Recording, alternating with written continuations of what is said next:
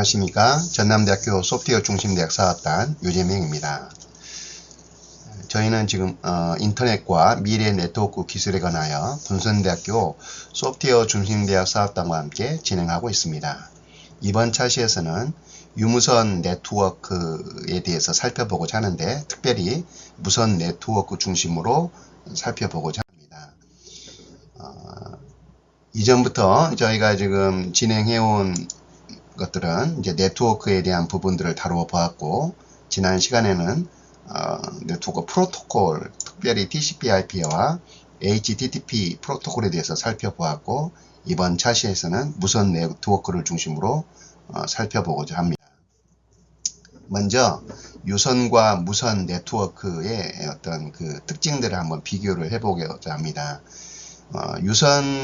유선의 경우는 주로 이제 광축 케이블 또는 UTP 케이블, 광 케이블을 이렇게 실제 그 물리적인 매체를 통해서 진행을 하는데 반해, 무선 네트워크 같은 경우는 전파를 통해서 진행을 하게 되죠. 유선의 경우는 굉장히 그 매체를 통해서 진행하기 때문에 빠르고 안정적인 특성을 가지고 있습니다. 대신에 전파를 기반으로 하는 무선 네트워크 같은 경우는 주변의 어떤 그 주파수 형태라든가 여러 어떤 그 매체, 가로막는 그 매체들에 따라 환경의 영향을 많이 받습니다. 거리를 살펴보면 유선의 경우는 수백 미터 매체가 연결할 수 있는 범위를 이렇게 진행을 할 수 있지만, 무선의 경우는 그보다는 짧은 범위 안에서 전송을 할 수가 있습니다. 이러한 특성 때문에 이제 그 유선은 굉장히 안정적이고 또 이렇게 그 속도가 빠른 부분이 있지요. 반면에 이제 여러 가지 그 설치에 있어서 복잡한 배선을 가지고 있습니다. 그렇지만 무선 네트워크는 그 유선보다는 훨씬 더 자유롭고 굉장히 광범위하게 활용할 수 있는 그런 장점들을 가지고 있습니다. 먼저 그러면 이제 무선 랜의 기술 발전을 보게 되면 1971년에 하와이 대학교에서 알로하넷을 개발했는데, 아무런 전화선 없이 무선 주파수로 이제 그 섬의 중앙에 있는 컴퓨터와 연결하는 무선 패킷 데이터 네트워크 환경을 입증을 했습니다. 이후부터 이제 굉장히 빠르게 지금 이것들이 연구가 되고 확산이 되었죠. 그래서 페럿인 이제 그 단일 코드로 분산, 확산 무선 주파수 응용을 발표를 하고, 이제 1985년에 이 부분이 ISM 주파수 대역을 선언하게 되죠. 이 ISM 주파수 대역이라는 것은 이제 그 가정이라든가 어떤 특정한 구역 내에서의 어떤 이제 그 무선 주파수 대역에 대한 부분을 이야기를 하고 있습니다. 그래서 결국에 지금 현재 우리가 사용하고 있는 2013년에 보면은 그 802.11ac 표준을 완료하게 되는데요. 지금도 저희가 이 표준에 의해서 이제 무선 환경에서 우리가 인터넷 네트워크를 활용을 하고 있습니다. 이것을 실제 우리가 지금 쓰고 있는 컴퓨터 환경에서 한번 다루어 본다면, 이제 이 윈도우 환경에서는 넷SH를 이용을 하죠. 그래서 와이어랜, 이제 그 와이어리스 랜, 무선 랜을 인터페이스 장치를 보여달라 그러면 위와 같이 이렇게 장치가 현재 사용되고 있는 장치들을 이렇게 보여주고 있습니다. 인터페이스를 보여달라고 하고, 그리고 이것에 목록을 보고 싶다. 이게 목록을 보여준다는 것이 지금 이 명령어죠. 이것은 뭐냐면 Basic Service Set Identifier 해가지고 우리가 쓰고 있는 AP, 맥 기반으로 하는 무선랜 이름을 보여달라, 이런 뜻이죠. 이런 명령을 보여달라 하면은 이와 같이 명령이 보여지게 됩니다. 이 명령을 진행을 하면, 그리고 여기에 보면은 방금 전에도 우리가 설명을 한 것처럼 802.11ac라는 어떤 표준안에 의해서 이 네트워크가 무선으로 무선 랜을 활용하고 있다라는 걸 보여주고 있습니다. 이제 이런 어떤 도구들을 활용하기 위해서 리눅스 환경에서는 이제 이 IW라는 이제 그 라이브러리를 도구를 많이 사용을 하게 됩니다. 이것을 우분투라든가 센트오스나 페도라에서 사용하는 방법들이죠. 그래서 위와 같은 상태, 네트워크 상태, 무선 랜 장치 상태라든가 또 주변의 어떤 장치 정보를 이렇게 스캔하는 것들, 이런 부분들을 이렇게 보여주고 있습니다. 그 전에 무선 랜이 이제 활성화되기 되는 이 기술은 지금 이제 어떤 이 대표적인 와이파이 무선 랜 기술로서는 이제 AP, 지금 현재 우리가 이거 라우터라고 하죠. 이게 지금 백내에서 가정에서 쓰고 있는 이제 무선 랜 AP 장치들이 설치되어 있는데, 이것들은 다수의 컴퓨터를 이렇게 무선으로 연결해서 제한된 지역, 아까 제한된 지역의 ISM 어떤 그 영역 안에서죠. 여기서 디바이스끼리 통신하는 형태를 취합니다. 이때 이제 사용되는 어떤 그 주파수 영역들이 뭐 FHSS 이런 방식이든지 DSSS 방식인데, 대부분은 이제 이 형식을 가장 많이 취하고 있죠. 그래서 그림과 같이 이렇게 무선으로, 이것은 유선으로 연결된 부분이 있고 이렇게 무선으로 연결하는 부분을 이야기를 하고 있습니다.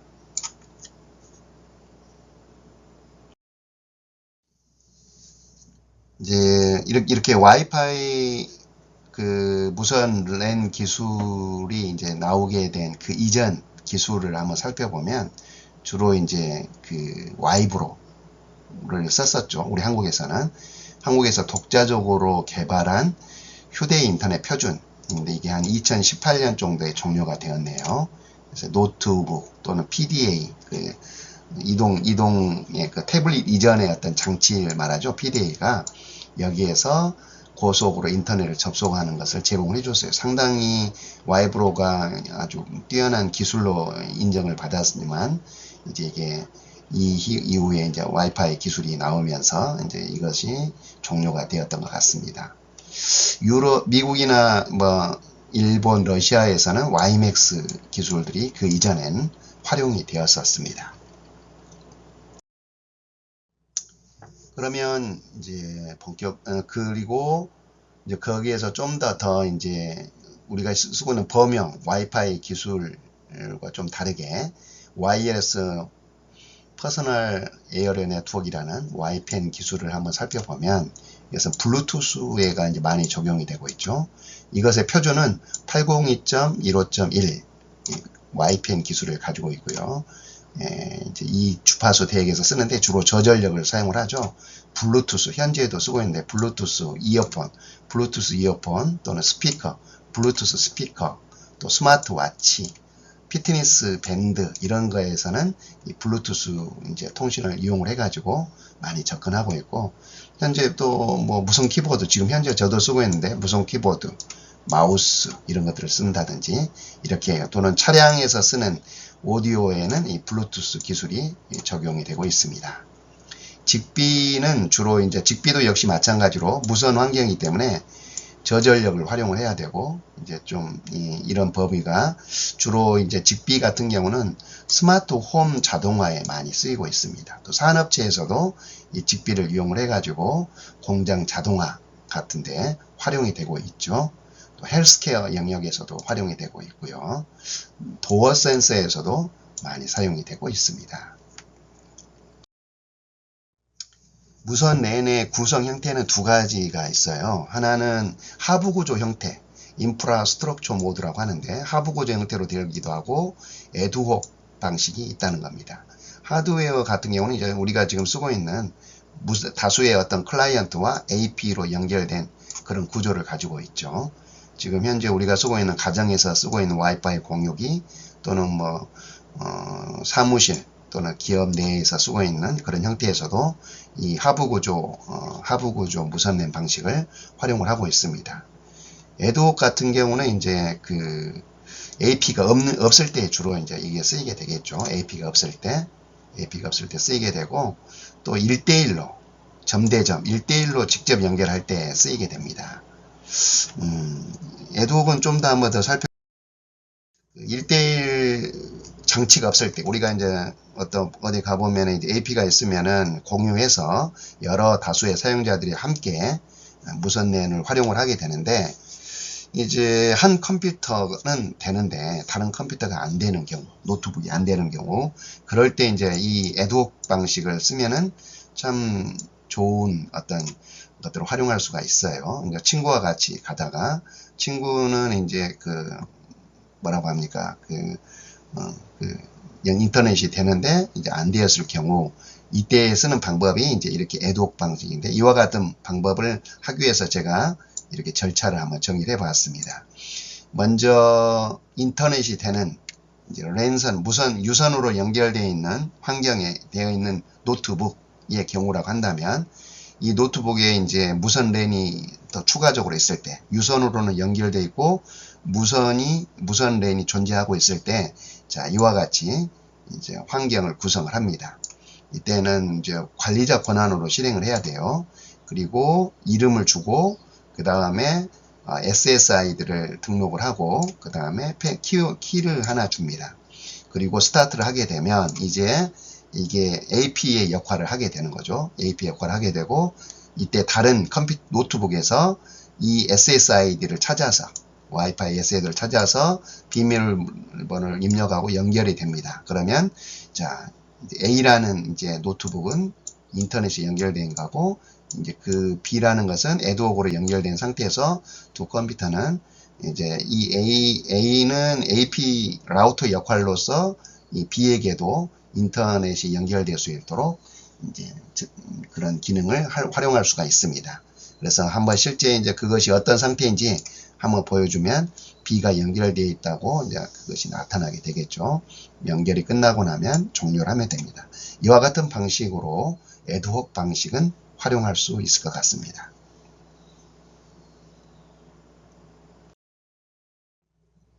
자, 그렇다면 무선 매체, 이제 이런 이제 이전에는 이제 뭐 Y펜, W펜 같은 경우는 적외선들이 있었는데, 무선 주파수가 가지고 있는 이제 주의해야 될 사항들이라고 할 수 있겠죠. 이것들은 SNR, 신호세기와 또 이제 주변의 영향을 많이 받는다고 했어요.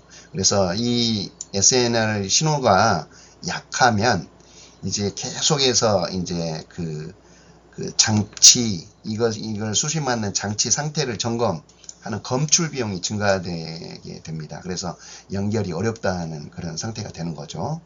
그래서 가급적이면 신호세기가 어느 정도 이상의 높은 값을 갚는 것을 선택하는 것이 좋습니다. 이것의 단점은 이제 이런 가구나 벽에 오서는 피사체는 반사신호 때문에 손실이 발생하는 거겠죠. 그리고 또 여러 개의 어떤 인접한 채널이 있을 경우에는 간섭이 발생을 합니다. 간섭이 발생하기 때문에 이것들을 피하기 위해서는 가능한 대역폭을 여러 종속 대역으로 이렇게 나누어서 이렇게 서로 다른 영역 안에서 활용하는 것이 서로의 간섭을 줄이고 효율적으로 쓰는 방법이라고 볼 수가 있겠습니다. 또한 이제 사용자 수가 상당히 중요하겠죠. 사용자 수가 많다면 대역폭을 크게 하는 것이 중요합니다.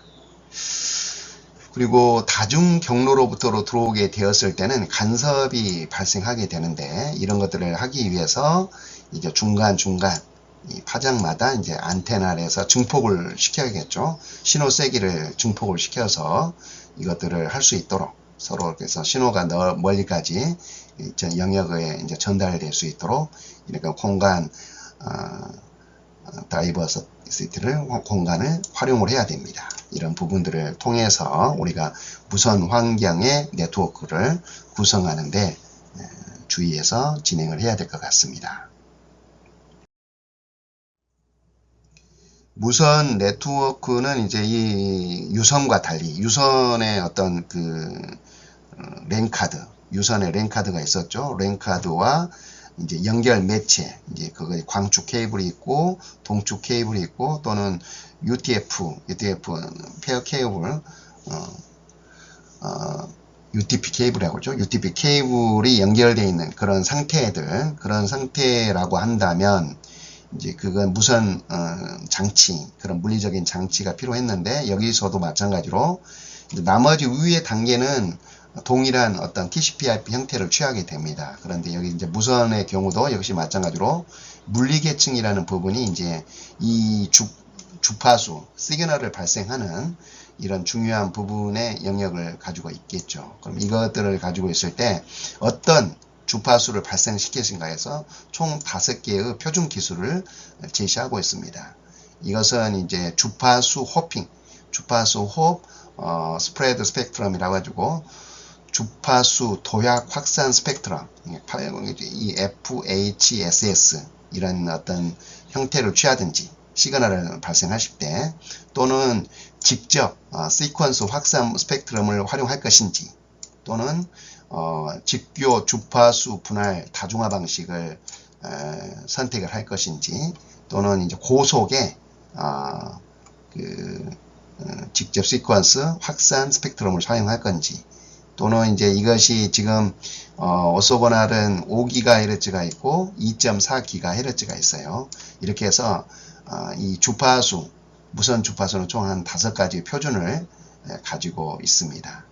그리고 이 표준에 맞춰서 이 시그널을 발생시키는 이제 여러 가지 이제 물리적인 계층에서의 접근 제어, 단편화, 암호화, 로밍 이런 것들을 수행을 하게 되겠죠. 이때 사용되는 방식, 무선 랜의 경우는 CSMA, CA 방식, 이제 충돌 회피 영역을 이용을 해가지고 무선 기술을 이제 표준화해 나왔습니다. 자, 그렇다면 이 어떤 충돌 회피 CSMA, CA가 어떻게 동작하는지를 한번 간단하게 살펴보면은, 이 B가 기주기로 했을 때, 자, 이 A라는 단말기가 B에게 요청을 합니다. 요청을 하는 것은 지금 여기에서 표현하고 있는데요. 자, 여기에서 RTS, 이제 내가 뭔가를 사용하겠다, 이렇게 연결을 요청을 하면, 이제 이 기지국에서는 CTS, Clear to Send 해가지고, 오케이, 사용하도록 승인을 합니다. 그러면 이제 이 단말기에서 데이터를 전송하게 되고, 이 수신기에서 이제 이 어떤 기지국에서는 받았다는 것을 확인해주는 이런 메시지로 진행을 하게 되겠죠. 이렇게 해서 연결을 진행을 하고 있는데, 그런데 이제 갑자기 이제 신호가 감지가 된 C의 어떤 노트북, C 단말기에서 요청이 되었을 때, 요것이 서로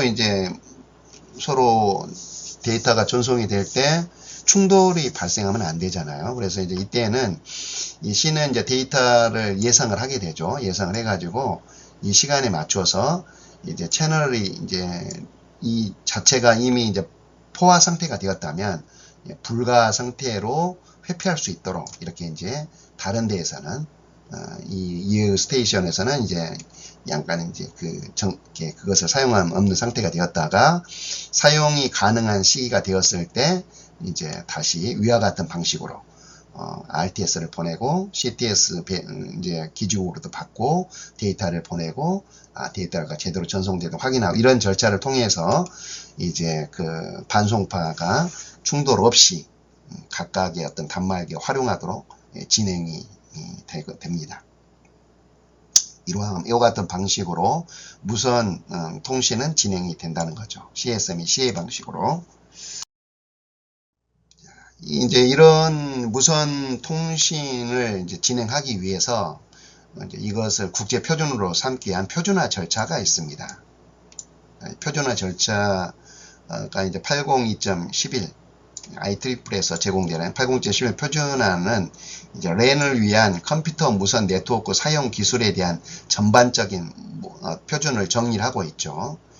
이제 자, 이것에 대해서 한번 간단히 한번 살펴보자고 한다면, 무선 랜은 표준화 절차가 어떻게 진행되냐, 스터디 그룹에서 일단은 그거에 대한 기획안이 나오겠죠. 그렇게 나오면 이거에 대해서 워킹 그룹과 테스트 그룹에서는 이것의 이제 표준의 범위, 목적, 이것들을 정리한 것들을 문서로 작성을 하고 승인을 한 후에, 그 다음에 TG, 태스크 그룹에서는 이제 구체적으로 초안을 만들게 됩니다.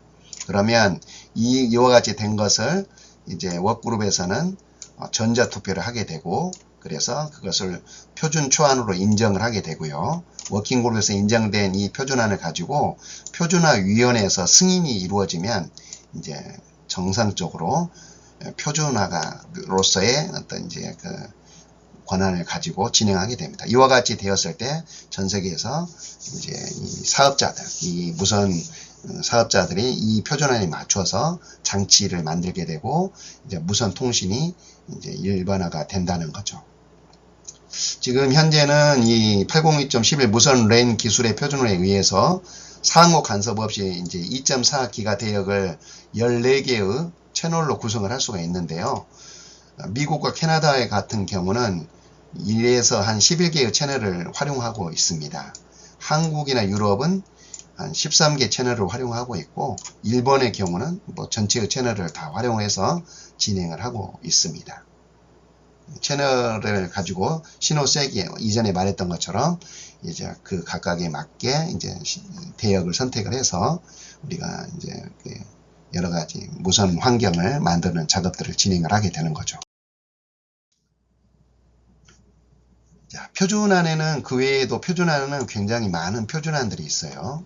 쭉 살펴보시면 자, 여기 순서대로 아마 되어 있네요. 11, 802.11이 무선 네트워크에 대한 부분인데 최초의 무선 랜에 대한 표준을 정의를 했었고, 이제 주파수 이렇게 증폭하는 스프레드 스펙트럼 또는 이제 다이렉트 시퀀스를 이용하는 방식들이 처음에는 이게 표준으로 잡혀 있었는데 802.11에서는 이제 DSS로 이제 정의가 되었네요.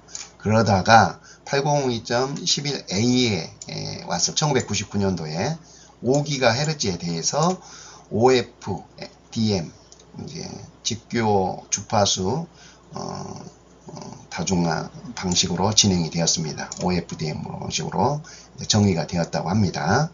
그 다음에 그 2003년에 2.4GHz에 대해서도 역시 도입을 한 것을 확인하게 됩니다. 현재 지금 쓰고 있는 2013년 우리가 많이 쓰고 있는 게 지금 802.11AC 이 영역인데 이제 미모 형태의 어떤 그 최대 스펙트럼을 가진 이런 형태로 제공이 되었고, 지금 이제 계속해서 발전을 하고 있어요. 그래서 이제 그 어떤 이제 초안이 2019년에는 와이파이 6가 나왔고, 그 다음에 24년도에는 지금 와이파이 7도 이제 예정이라고 합니다. 이것들이 이와 같이 무선의 어떤 그 표준안, 무선 랜의 어떤 무선 주파수에 대한 표준안들이 계속해서 보완되고 발전하고 있는 것을 확인할 수가 있습니다. 자, 그렇다면 이런 무선을 어떻게 활용을 하느냐, 이것들을 한번 살펴보겠습니다. 주로 이제 가장 많이 쓰는 것은 스마트폰이나 노트북, 태블릿에서 무선 랜을 통해 가지고 인터넷에서 접속하는 것이 가장 일반적이고 가장 많이 사용되는 방법 중에 하나죠. 802.11ac 기반으로 진행이 되고 있고요. 주로 이렇게 공공장소에서도 많이 사용을 하고 있습니다. 또 요즘 이제 무선 프린팅에도 쓰고 또 사무기기에도 연결해서 활용을 하고 있죠. 이게 일반적으로 사용하는 방법. 자, 두 번째로는 이제 그 스마트 홈이나 이런 어떤 이제 IoT 기기에 확장이 되고 있어요. 그래서 굉장히 이제 그 주변의 여러 기기에 이제 이 무선 랜의 어떤 그 무선 환경으로 연결이 되기 때문에 이제 이렇게 에어컨도 자유롭게 켜고 이렇게 또 하고 있고, 또 그 사용자의 상태에 따라서 주변의 어떤 환경들을 바꾸어주는 그런 기능들에도 적용이 되고 있죠. 요즘은 이제 아마 댁내에 뭐 스피커들이, AI 스피커들이 많이 있는 것 같습니다. 그래서 이제 기기 장치들과 같이 상호작용을 하는 그런 형태로도 활용이 되고 있습니다. 더 나아가서 이제 공장에서도 이제 이 무선 환경을 만들어 가지고 자동화를 이루고, 또 공장의 어떤 온도나 상태에 따라서 문제들, 또는 이제 스마트팜 이런 데에서도 실은 이제 이 무선 환경에 의해서 여러 가지 작물들의 상태, 습도, 온도 이런 것들을 체크하고 진행을 하고 있습니다. 이게 자동화로 가는 가장 중요한 부분이죠. 예. 그리고 이제 감시 쪽에 무선 IP 카메라를 두어 가지고 우리가 이제 멀리 어떤 그 여행을 가거나 그랬을 때 보안 감시 시스템을 도입을 하는 그런 경우에도 이런 무선 환경을 구성하는 것을 볼 수가 있습니다. 카메라를 통해서 스트리밍, 그래서 계속해서 원격지에서도 집안의 어떤 상태라든가 상황들을 체크하고 또 원격지에서 이제 이제 필요한 조치를 취할 수 있는 그런 것들을 진행을 하고 있죠. 그래서 비용도 절감이 되고 여러 가지 좋은 효과를 볼 수 있는 것 같습니다. 자, 결론적으로 무선 네트워크의 전망을 본다면 이제 이게 실은 무선이 이제 앞으로의 어떤 시대에 가장 중요한 역할을 하지 않을까라는 생각이 듭니다. 그래서 지능형 무선 네트워크, 이 인공지능이 지금 발달하면서 굉장히 많은 형태로 활용이 될 것 같고요. 초연결 사회를 구현하는데 필수 요소로 작용을 하고 있고, 지금은 이제 여러 장치 또 IoT 형태에서 훨씬 더 포괄적으로 사용하기가 되기도 하고, 또 이제 우리가 우주로 이제 나아가게 되었을 때, 이제 또는 드론, 위성이라든가 드론을 통해서 여러 가지 어떤 전 지구적으로 커버리지를 확대하는 그런 쪽으로 무선 네트워크의 미래가 발전을 할 것으로 생각이 됩니다. 여기까지 해서 무선 네트워크에 대해서 마무리를 하겠습니다. 수고하셨습니다.